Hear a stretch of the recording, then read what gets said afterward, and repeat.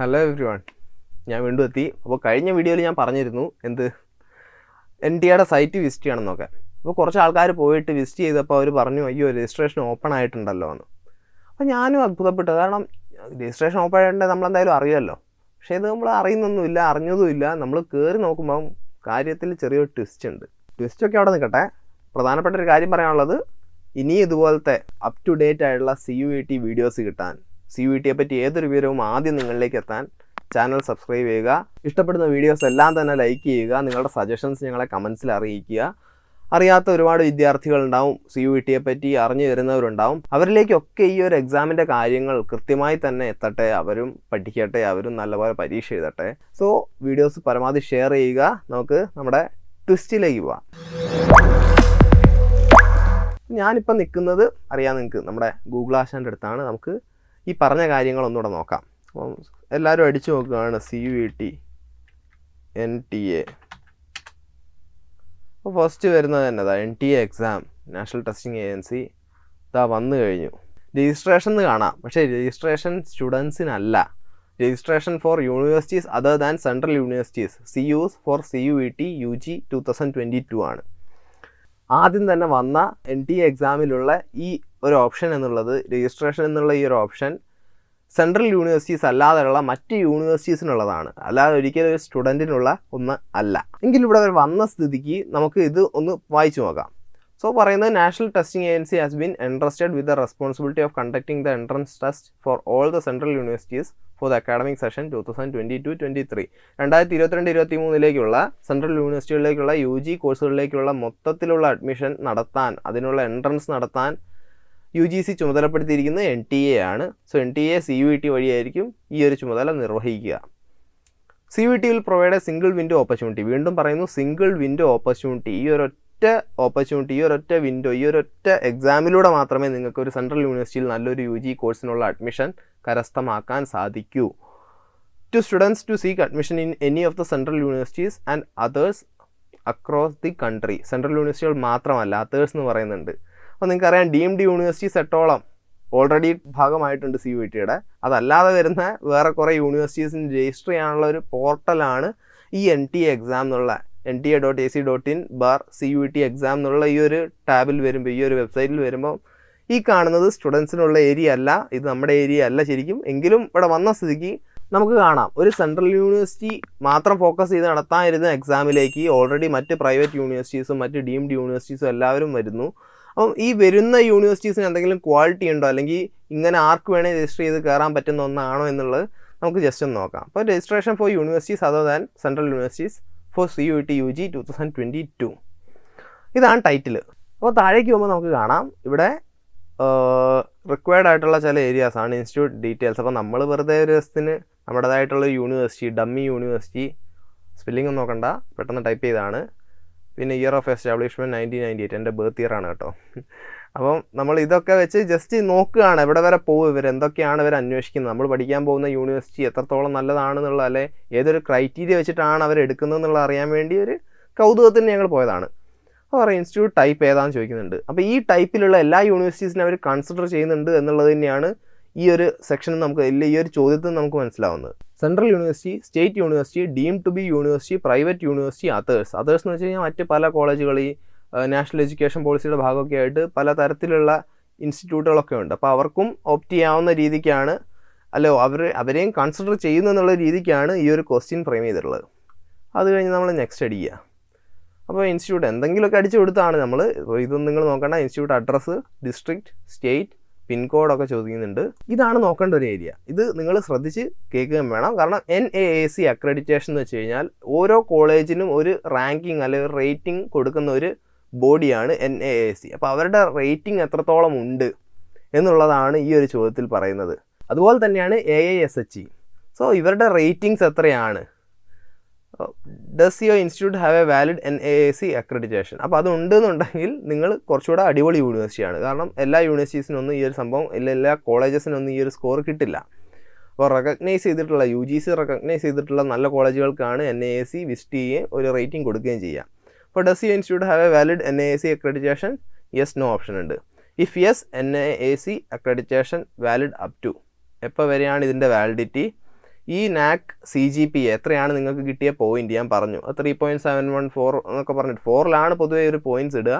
അപ്പോൾ 3.71 3.9 എന്നൊക്കെ പറഞ്ഞിട്ടുള്ള ഓരോരോ പോയിന്റുകൾ വീതമാണ് ഇവർ കണക്കാക്കി. ഇവർ ഒരുപാട് കാര്യങ്ങൾ കൺസിഡർ ചെയ്യും. ഒരു യൂണിവേഴ്സിറ്റിയുടെ വിദ്യാർത്ഥി അതുപോലെ ടീച്ചർ അനുപാതം, ഈ ഒരു റേഷ്യോ, സ്റ്റുഡൻറ്റ് ടീച്ചർ റേഷ്യോ നോക്കും. അതുപോലെ സ്റ്റുഡൻസിൻ്റെ മറ്റ് പല കണ്ടീഷൻസ്, ടീച്ചേഴ്സിൻ്റെ കണ്ടീഷൻസ്, ഫെസിലിറ്റീസ് എത്രത്തോളം അടിപൊളിയാണ്, ഈ കാര്യങ്ങളൊക്കെ നോക്കിയിട്ടാണ് ഇവർ റേറ്റിംഗ്സ് ഇടുക. അങ്ങനെ ചുമ്മാ പോയി ഇടുന്നൊരു കാര്യമല്ല, അത്യാവശ്യം നല്ല പോലെ പഠിച്ച് ഇടുന്ന റേറ്റിംഗ്സ് ആണ് ഇതൊക്കെ. അപ്പം whether your institution is registered with AISHE portal. അപ്പം ഈ ഐഷെ പോർട്ടലിൽ നിങ്ങൾ രജിസ്റ്റർ ചെയ്തിട്ടുണ്ടെങ്കിൽ മാത്രമേ നിങ്ങൾ ഒരു വാലിഡ് യൂണിവേഴ്സിറ്റി ആവുന്നുള്ളൂ, അല്ലെങ്കിൽ അങ്ങനെയുള്ള യൂണിവേഴ്സിറ്റീസിനെ മാത്രമേ ഇവർ കൺസിഡർ ചെയ്യുന്നുള്ളൂ എന്ന് കാണിക്കുന്ന ഒരു ക്വസ്റ്റ്യൻ. അങ്ങനെയാണെങ്കിൽ ഈ ഒരു കോഡ് ഉണ്ടാവും. ആ കോഡ് എന്താണെന്നുള്ളതാണ് ഇവിടെ ചോദിക്കുന്നത്. അത് കഴിഞ്ഞ് നെക്സ്റ്റ് പോകുമ്പോൾ വൈസ് ചാൻസലർ നെയിം ഒക്കെയാണ് ചോദിക്കുന്നത്. ഞാൻ ഉണ്ടാക്കിയ യൂണിവേഴ്സിറ്റി ഞാൻ തന്നെ എൻ്റെ പേരിട്ടു. പിന്നെ മൊബൈൽ നമ്പർ, വൈസ് ചാൻസലറിൻ്റെ ഇമെയിൽ, ഇതൊക്കെ എന്തെങ്കിലും ആവശ്യമുണ്ടെങ്കിൽ കോൺടാക്ട് ചെയ്യാൻ വേണ്ടി മാത്രമുള്ളൊരു സംവിധാനമായിരിക്കണം. പിന്നെ പോവുകയാണെങ്കിൽ നമുക്ക് അധികം സമയമൊന്നും ഇതിൽ എടുക്കേണ്ട, കാരണം ഈ ഏതൊരു രീതിയിലാണ് ഇവർ ഈ യൂണിവേഴ്സിറ്റീസിനെ സ്ക്രീൻ ചെയ്യുന്നതെന്നുള്ളതാണ്. എങ്ങനെയൊക്കെയാണ് നമ്മൾ എഴുതാൻ പോകുന്ന, അല്ലെങ്കിൽ നമ്മൾ പഠിക്കാൻ പോകുന്ന യൂണിവേഴ്സിറ്റീസ് ഈ ഒരു എക്സാമിൻ്റെ CUETയുടെ പാർട്ടാവുന്ന, അങ്ങനെ വഴിയെ പോകുന്നവർക്കൊന്നും പാർട്ടാവാൻ പറ്റില്ല എന്ന് കാണിക്കുന്ന ഒരു പോർട്ടൽ അല്ലെങ്കിൽ ഒരു ടൂളാണിത്.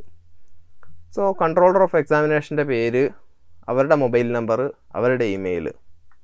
ഇനി നോഡൽ ഓഫീസറുടെ പേര്, നോഡൽ ഓഫീസറുടെ മൊബൈൽ നമ്പർ, നോഡൽ ഓഫീസറുടെ ഇമെയിൽ. പിന്നെ courses offered, number of under graduate കോഴ്സുകൾ എത്രയാണ് ഓഫർ ചെയ്യുന്നുണ്ട്. എൻ്റെ യൂണിവേഴ്സിറ്റി ആയിട്ട് ഞാൻ 5 കൊടുത്തിട്ടുള്ളൂ. നല്ല യൂണിവേഴ്സിറ്റീസിനൊക്കെ ഒരുപാട് കോഴ്സുകളുണ്ടാവും. പിന്നെ name of under graduate courses, ആ പേരുകളും ടൈപ്പ് ചെയ്ത് കൊടുക്കേണ്ടിയിരിക്കുന്നത്. ഏതൊക്കെയാണ് നിങ്ങൾ കൊടുക്കുന്ന ഡിഗ്രി കോഴ്സുകൾ, കാരണം CUET വഴി ഡിഗ്രി കോഴ്സുകളിലേക്കാണ് നമ്മൾ അഡ്മിഷൻസ് എടുക്കുന്നത്. അങ്ങനെ പേജ് 8 ഉള്ളതിൽ 7 of 8 ആയി. ഇനി ലാസ്റ്റ് വരുന്നത് have you already registered for the CUET 2022.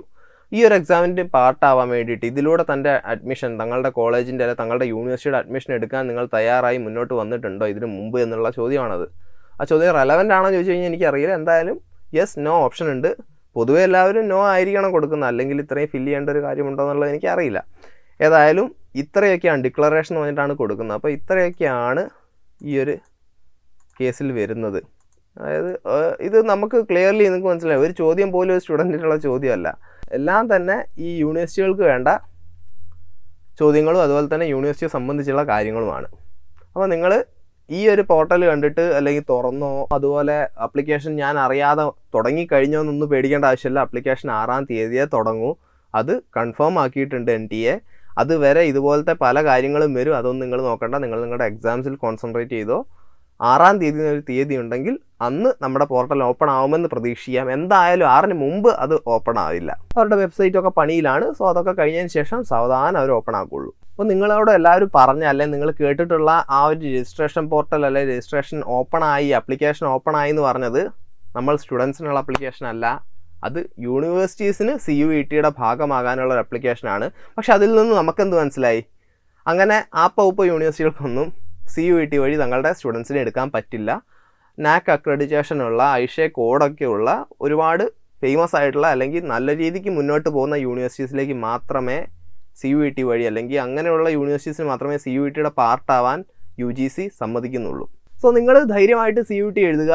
അതിൽ നിന്ന് നിങ്ങൾ പോകുന്ന കോളേജ് എന്തുകൊണ്ടും അടിപൊളിയായിരിക്കും. അതിൽ യാതൊരു ഡൗട്ടും ഇല്ല. ക്വാളിറ്റിയിൽ യാതൊരുവിധ കോംപ്രമൈസും NTA അല്ലെങ്കിൽ UGC നടത്താൻ ഉദ്ദേശിക്കുന്നില്ല. ഇതിപ്പോൾ യൂണിവേഴ്സിറ്റികളുടെ രജിസ്ട്രേഷൻ ആണെങ്കിൽ, CUETയിൽ പാർട്ടാവാൻ വേണ്ടിയുള്ള ഒരു പ്രോസസ്സാണെങ്കിൽ വൈകാതെ തന്നെ 6-ാം തീയതി തന്നെ നമ്മളുടെ സ്റ്റുഡൻസിന് CUET എഴുതാനുള്ള CUET ആപ്ലിക്കേഷൻ്റെ പ്രോസസ്സ് സ്റ്റാർട്ട് ചെയ്യുകയാണ്. അപ്പോൾ നിങ്ങൾക്ക് ഒരുപാട് സംശയങ്ങൾ ഓൾറെഡി ഉണ്ട്. നോട്ടിഫിക്കേഷൻ വന്നതും 2-ാം തീയതി ആപ്ലിക്കേഷൻ സ്റ്റാർട്ട് ചെയ്യുമെന്ന് പറഞ്ഞ് നോക്കിയിരുന്ന് ആപ്ലിക്കേഷൻ വരാതിരിക്കുകയോ ഒക്കെ ഉണ്ടായി. പക്ഷേ അതൊന്നും ഓർത്ത് നിങ്ങൾ പേടിക്കുകയോ അല്ലെങ്കിൽ എക്സാം ക്യാൻസലായി പോയെന്നുള്ള ഭയമോ ഒന്നും വേണ്ട. അതുപോലെ ഏതെങ്കിലും സെൻട്രൽ യൂണിവേഴ്സിറ്റികൾ ഇതിൽ പാർട്ടാവാതിരിക്കുമോ, അങ്ങനെ യാതൊരുവിധ ടെൻഷൻ്റെ ആവശ്യം ഇല്ല.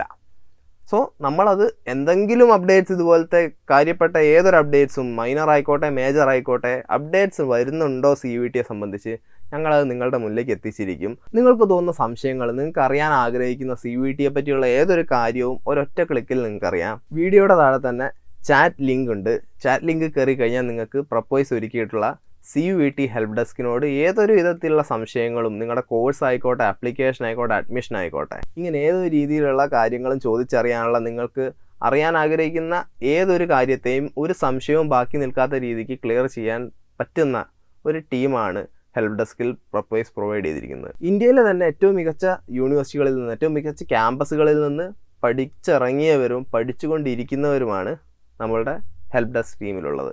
ഹെൽപ്പ് ഡെസ്ക് ടീമിലെ ഓരോ മെമ്പറേയും ഇനിയും സ്വയം പുഷ് ചെയ്യാൻ, ഇനിയും ഒരുപാട് ആൾക്കാരെ സഹായിക്കാൻ പ്രേരിപ്പിക്കുന്നത് നിങ്ങളെ സഹായിക്കുമ്പോൾ, നിങ്ങൾ ചോദിക്കുന്ന സംശയങ്ങൾ തീർത്തു തരുമ്പോൾ കിട്ടുന്ന ഒരു സാറ്റിസ്ഫാക്ഷനാണ്. അത് തരുന്നൊരു സന്തോഷവും അത് തരുന്നൊരു ഫുൾഫിൽമെൻറ്റും പറഞ്ഞറിയിക്കാൻ പറ്റാത്തതാണ്. സോ നിങ്ങൾ ഇനിയും സപ്പോർട്ട് ചെയ്തുകൊണ്ടേ ഇരിക്കുക. വീഡിയോസ് ഇഷ്ടപ്പെട്ട് കഴിഞ്ഞാൽ ലൈക്ക് ചെയ്യുക. ഇനി ഇതുപോലത്തെ വീഡിയോസ് കിട്ടാൻ വേണ്ടി സബ്സ്ക്രൈബ് ചെയ്യുക. പരമാവധി ആൾക്കാരിലേക്ക് ഈ ഒരു വാർത്ത, CUET പറ്റിയുള്ള ഈ ഒരു അവയർനെസ്, അതുപോലെ CUET എന്താണ്, എങ്ങനെയാണ്, ഇതൊക്കെ അറിയാൻ നിങ്ങൾ ചാനൽ ഒന്നെങ്കിൽ സജസ്റ്റ് ചെയ്യുക, അല്ലെങ്കിൽ നിങ്ങൾക്ക് തന്നെ നിങ്ങളുടെ കൂട്ടുകാരോട് പറഞ്ഞു കൊടുക്കാവുന്നതുള്ള കാര്യങ്ങളൊക്കെ. ആരും ഈ എക്സാം അറിയാത്തത് കൊണ്ട് എഴുതാതിരിക്കുന്ന ഒരു അവസ്ഥ ഉണ്ടാവാതിരിക്കട്ടെ. കാരണം ഒരു ഓപ്പർച്യൂണിറ്റിയാണ്. ഞാൻ പല വീഡിയോസിലായിട്ട് പലപ്പോഴായിട്ട് വന്ന് പറയുന്നൊരു കാര്യമാണ്. വലിയൊരു ഓപ്പർച്യൂണിറ്റി തന്നെയാണ്. ഈ വട്ടം ആദ്യമായിട്ട് തുടങ്ങുന്ന ഒരു ഫോർമാറ്റ് ഓഫ് എക്സാമാണ്. അപ്പോൾ ഇതിൽ ഒരുപാട് യൂണിവേഴ്സിറ്റീസ് പാർട്ട് ആവുന്നുണ്ട്. ഇനിയും യൂണിവേഴ്സിറ്റീസ് കൂടാനുള്ള സാധ്യതയെ മുന്നിലുള്ളൂ. അപ്പോൾ ഇത്രയും വലിയൊരു അവസരം ഒരു +2 വിദ്യാർത്ഥിയെ സംബന്ധിച്ച് ഒരിക്കലും മിസ് ചെയ്യാൻ പറ്റാത്ത ഒന്നാണ്. അങ്ങനെ ഒരു ലക്ഷറി നമുക്കില്ല. +2 വിദ്യാർത്ഥിയെ സംബന്ധിച്ച് ഒരു എസ്പെഷ്യലി കൊമേഴ്സ്, ഹ്യൂമാനിറ്റീസ് വിദ്യാർത്ഥികൾ, സയൻസിൽ ഡിഗ്രിയൊക്കെ എടുത്ത് മുന്നോട്ട് പോകാൻ ആഗ്രഹിക്കുന്ന ആളുകൾ, ഇവർക്കൊക്കെ ഇങ്ങനത്തെ സ്റ്റുഡൻസിനൊക്കെ ഉള്ള ഒരു വലിയൊരു ഹ്യൂജ് ഓപ്പർച്യൂണിറ്റിയാണ് CUET 2022. സോ മാക്സിമം ആൾക്കാരിലേക്ക് എത്തിക്കുക. കൂടുതൽ ആൾക്കാർ അറിയട്ടെ, കൂടുതൽ വിദ്യാർത്ഥികൾ പരീക്ഷ എഴുതട്ടെ. നിങ്ങൾ ഓരോരുത്തർക്കും നിങ്ങളുടെ ഇഷ്ട യൂണിവേഴ്സിറ്റിയിൽ ഇഷ്ട കോഴ്സ് പഠിക്കാൻ CUET വഴി സാധിക്കട്ടെ. സോ അതൊക്കെ ഈ ഒരു വീഡിയോയിലുള്ളൂ. അപ്പോൾ നിങ്ങൾ ആരും തന്നെ ആപ്ലിക്കേഷൻ്റെ ഈ ഒരു തിരക്ക് ഒന്നും കണക്കാക്കേണ്ട കാര്യമില്ല. ആപ്ലിക്കേഷൻ മെല്ലെ തുടങ്ങുകയുള്ളൂ. നിങ്ങളിപ്പം 3-ാം തീയതി 4-ാം തീയതി ഒക്കെ പോർട്ടലിൽ പോയി നോക്കിയത് കൊണ്ട് അത് ഓപ്പൺ ആകാൻ പോകുന്നില്ല. നോക്കുന്നുണ്ടെങ്കിൽ നല്ല കാര്യം, പക്ഷേ നോക്കി തിരിച്ചു പോരുക. കാരണം അതിൽ പറ്റിപ്പിടിച്ചിരിക്കേണ്ട, അല്ലെങ്കിൽ അത് ഓർത്ത് വിഷമിക്കേണ്ട ഒരു കാര്യമൊന്നുമില്ല. ആപ്ലിക്കേഷൻ എപ്പോഴാണേലും വരും. അത് വന്നു കഴിഞ്ഞാൽ ഞങ്ങൾ നിങ്ങളെ അറിയിക്കുകയും ചെയ്യും. നിങ്ങൾ ധൈര്യമായിട്ട് നിങ്ങളുടെ ബോർഡ് എക്സാംസ് പ്രിപ്പയർ ചെയ്തോളൂ, നല്ലപോലെ പഠിച്ചോളൂ, നല്ലപോലെ എക്സാം എഴുതിക്കോളൂ. CUETയെ സംബന്ധിച്ചുള്ള ഒരു കാര്യം ഓർത്ത് യാതൊരു ടെൻഷനും വേണ്ട. ഏതൊരു കാര്യങ്ങൾ ആദ്യം അറിയിക്കാൻ ഞങ്ങളും, നിങ്ങൾക്ക് തോന്നുന്ന ഏതൊരു സംശയം ക്ലിയർ ചെയ്യാൻ ഞങ്ങളുടെ ഹെൽപ്പ് ഡെസ്കും തയ്യാറാണ്. സോ അടുത്ത വീഡിയോ ആയിട്ട് വൈകാതെ കാണാം. Until next time, peace out.